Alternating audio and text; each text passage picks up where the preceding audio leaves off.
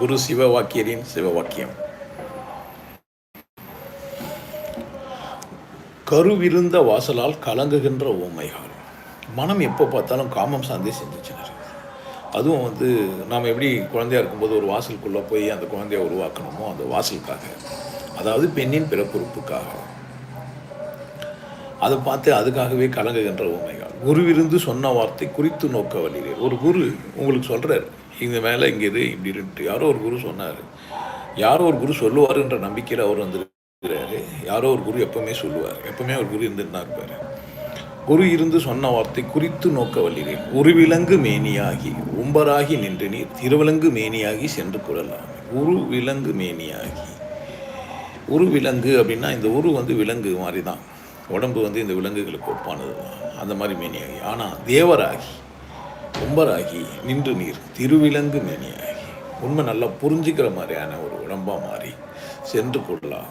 எது போய் இறைவனோட சேரப்போதோ அது போய் அதை கூட போய் சேர்ந்துடும், சென்று கொள்ளலாம்.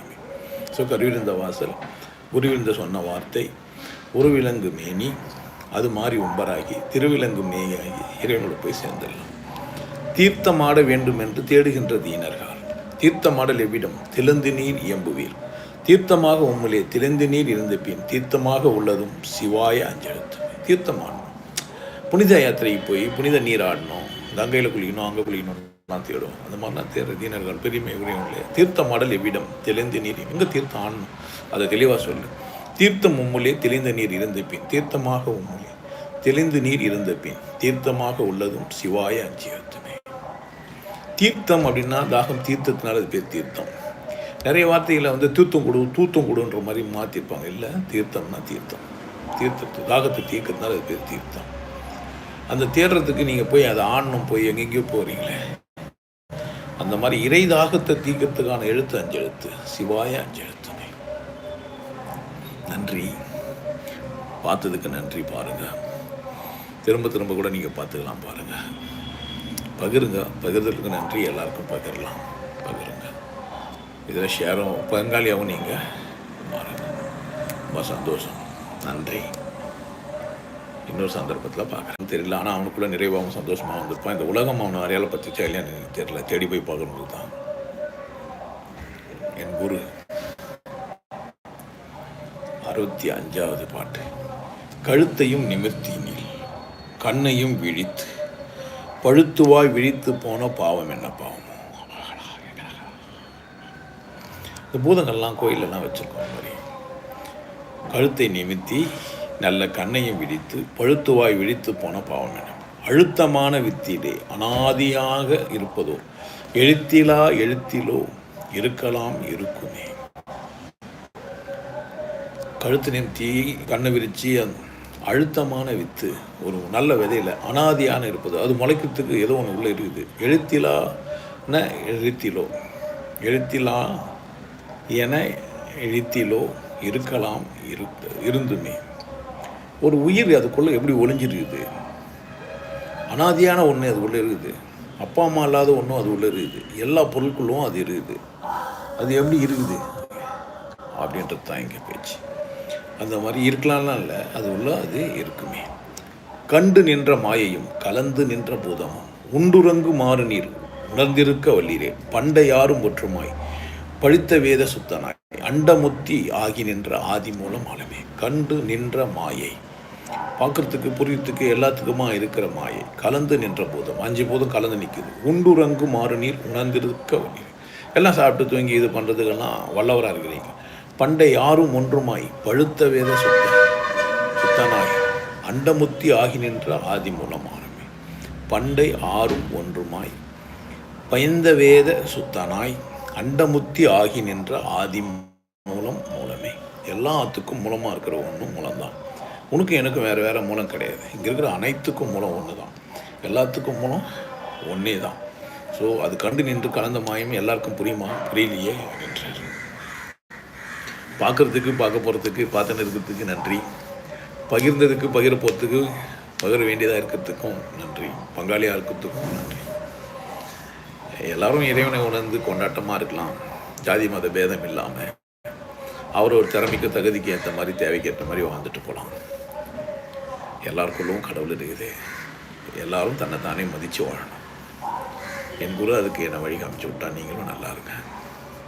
வேறொரு சந்தர்ப்பத்தில் பார்க்குறேன். வாக்கியம் ஊர் பேர் எதுவும் சொல்லாமல் மக்களுக்கு எதை பகிர்ந்தும் அதை மட்டும் பகிர்ந்து கொடுத்துருக்கான ஒரு வல்லல். ஜாதியாவது எதடா சலம் திரண்ட நீரெல்லாம் பூதவாசல் ஒன்றலோ பூதமைந்தும் ஒன்றலோ காதில் வாலில் காரை கம்பி படாகம் பொன் ஒன்றலோ ஜாதி பேதம் போதுகின்ற தன்மை என்ன தன்மை? ஜாதியெல்லாம் பேசுகிறாங்க, இன்றைக்கும் பேசுகிறாங்க. இப்போ கூட கொலையெல்லாம் பார்க்கணும். அது என்ன தெரியலையே. அப்பயே கேட்டுக்கிறாரு. சலம் திரண்ட நீர் நம்ம எல்லாம் தண்ணிலேருந்து தானே வந்தோம். நம்ம எல்லாருமே ஒரே இடம் தான். பூதவாசல் ஒன்றலோ பூதம் ஐந்துமே ஒன்றலோ காதில் வாலி காரை கம்பி படாகம் எல்லாம் பொண்ணு ஒன்று தான். ஜாதி பேதம் பேசுகிற தம்பி ஏன் ஒன்றும் கூட ஒன்றும் புரிஞ்சுக்காமல் ஜாதி பேசுங்க. அப்போது எப்போ வாழ்ந்தாரு தெரில. குறைஞ்சபட்சம் ஒரு 200-300 வருஷத்துக்கு முன்னாடி இருக்கும்.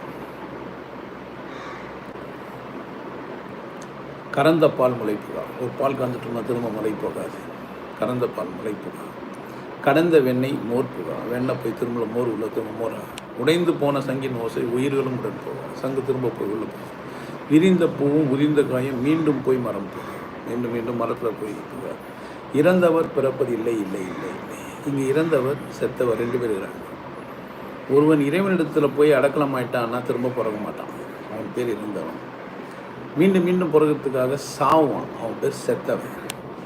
செத்தார் வேற. அது நீத்தார் பெருமையை சொல்லும்போதெல்லாம் சொல்லியிருப்பாங்க. 2க்கும் வித்தியாசம் இருக்குது. ஸோ இறந்தவர் வேறு, செத்தவர் வேறு. இப்போ எப்படி உதிர்ந்துட்டா காம்பை விட்டு பூ ஒழிச்சிட்டேன்னா கறந்துச்சேனா பால் கந்துட்டோம்னா விரிஞ்சு ஒன்றிச்சேனா சங்கு ஓசை திரும்ப போய் உயிருக்கெல்லாம் எங்கேயுமே திரும்ப போவாது.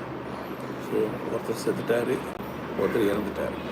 இறந்தவர் மீண்டும் பிறப்பதில்லை இல்லை இல்லை இல்லை. நன்றி. பாருங்க, பகிருங்க, பங்காளியாக மாறுங்க, சப்ஸ்கிரைப் பண்ணுங்க. இன்னொரு சந்தர்ப்பத்தில் பேசியும். 67வது பாட்டு. ஈன்ற வாசலுக்கு இறங்கி. ஈன்ற வாசல்னா நம்ம வெளியே வந்தோம் பாருங்க, அம்மா வீட்டிலேருந்து அந்த வாசலுக்கு எண்ணிலிருந்து போவீர்கள். எண்ணமே இல்லாமல் அது மேலேயே கவனமாகவே இருப்பீங்க. கான்றவாழை முட்டலிருந்து காரணம் அறிகிறீர்கள். கான்றவாழைன்னு ஒன்று, அது மொட்டை எப்படி வெளியே வருது அப்படின்றத பற்றி. நான்ற வாசலை திறந்து நாடி நோக்க வழியினேன் தோன்ற மாயை விட்டொழிந்து ஜோதி தோன்றும். வாசல் பலவிதமாக இருக்குது. இந்த உடம்புக்கு 9 வாசல் இருக்குது. அதில் இயன்ற வாசல் இருக்குது, கான்ற வாசல் இருக்குது, நான்ற வாசல் இருக்குது. நல்ல வாசல் எது, எந்த வாசல் மூலியமாக நான் இறைவனை உணரலாம் அப்படின்னு நீங்கள் ஒரு நல்ல குருக்கிட்ட போய் கேட்டு உபதேசம் அல்லது மெய்ப்பொருள் வாங்கினீங்கன்னா அவர் சொல்லுவார், இங்கேருந்து இப்படி கவனிங்க, இப்படி பண்ணுங்கன்னு சொன்னார்னா அங்கே போனீங்கன்னா அங்கே அழகாக சொல்கிறாங்க. தோன்றும் மாயை விட்டொழிந்து. பொருள் தோன்றுது பாருங்கள், அது மாயை. எல்லாம் மாறும். இந்த சரீரம் மாறும். இந்த தாடி முதல்ல இல்லை, இப்போ இப்படி இருக்குது, வேறு மாதிரி ஆகலாம், எப்படியோ மாறும். இந்த தோன்ற மாழையெல்லாம் விட்டு ஜோதி தோன்றுன்றார். ஸோ எது வாசல் அப்படின்னு பார்த்து புரிஞ்சு அது மேலே நீங்கள் கவனமாக இருந்தீங்கன்னா உங்களுக்கு இந்த மாதிரி தோன்றுன்றார். உழலும் வாசலுக்கு இறங்கி ஊசலாடும் ஊமைகால். உழலும் வாசலை திறந்து ஊமை சேர. உழண்ட வாட்டில் திறந்துக்கு உண்மை சேரணும். உண்மை சேர எண்ணினும் உழலும் வாசலை திறந்து உண்மை நீர் உணர்ந்த பின் உழலும் வாசல் உள்ளிருந்து உண்மைதானும் ஆடுமே. முதல்ல ஒரு வாசல் ஈன்ற வாசல் சொன்னார், அது மேலே இறக்கப்பட்டு அது மேலேயே கவனமாக அங்கே போய் பண்ணுவே. ஆனால் உழலும் வாசல்னு ஒன்று இருக்குது. ஒரு வாசல் உழலுது அப்படின்றாரு. இந்த உழலும் வாசல் மெய்ப்பொருள் அல்லது திருவடி. அது அங்கே இங்கேயுமா உழல்றதா இருக்குது. அது உழல் வாசலுக்கு இறங்கி அது மேலே நீங்கள் பண்ணிங்கன்னா உண்மைதானும் ஆகும். அப்போது ஈன்ற வாசலை விட்டுட்டு உழலும் வாசல் மேலே நீங்கள் கவனமாக இருக்கணும். ஸோ ஈன்ற வாசலுக்கு இறங்கி எண்ணிலிருந்து போவீர்கள். கான்ற வாசலை முற்றிலிருந்து காரணம் அறிகளில் நான்ற வாசலை திறந்து நாடி நோக்க வழியில் தோன்றுமாயை விட்டிருந்து ஜோதி தோன்றுமே. உழலும் வாசலுக்கு இறங்கி ஊசலாடும் உமைகால் உழலும் வாசலை திறந்து உண்மை சேரும். அப்போ உழலும் வாசல் திறக்குது. நம்ம கண்கள் காட்சிகளை காட்டுறது மாயை என்றார். பொருள் எல்லாமே மாயை. இது நிற்பதுவே, நடப்பதுவே, பறப்பதுவே, நீங்கள் எல்லாம் சொப்பனம் தானோ, உம்மில் அந்த பொருள் இல்லையோ, எதுவுமே இல்லை. பார்த்ததுக்கு நன்றி, பகிர போகிறதுக்கு பகிர்வதற்கு நன்றி. நிறைய பேர் வந்துட்டீங்க ஆன்லைனில், நன்றி. இறைபோதை, சிவயோகி பாரதி, அனுஷா தேவி, சுகுமார், ரியாஸ், அண்டோனி, ஜெய்ஆர் பிரகாசம், சுதன் லில்லி, ஏஸ்கே 79, முத்துக்குமார், ஜெய்தீப் வந்துக்கிறாரு, சந்தோஷம். எல்லாருக்கும் நன்றி. பாருங்கள், மற்றவங்களுக்கும் பகிருங்க. அடுத்தடுத்து வீடியோவில் பார்க்குறேன்.